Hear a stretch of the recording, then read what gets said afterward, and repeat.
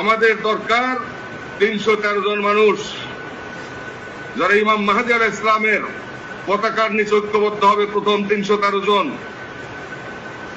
সেই 313 জন মানুষ আমাদের প্রয়োজন। আর প্রয়োজন আল্লাহর সাহায্য।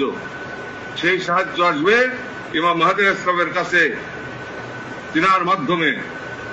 ইমাম মাহদী আলাইহিস সালাম আসবেন আমার কেবলাদান হুজুরের এই সত্য তরিকার দপ্তর হইতে। এখান থেকে কলেমার কালো পতাকা নিয়ে অগ্রসর হইতে হবে আপনাদের সামনের দিকে। ভূমিকম্প আপনাদেরকে সাহায্য করবে, আসমান জমিন আপনাদেরকে সাহায্য করবে। আমার কেবলাদান পাক জবানে ফরমাইছেন, এটা আমার কথা নয়। বলছে বাবা আল্লাহ তাআলা ভূমিকম্প দিয়ে উড়াই দিবে, তোমরা শুধু পতাকা করবা।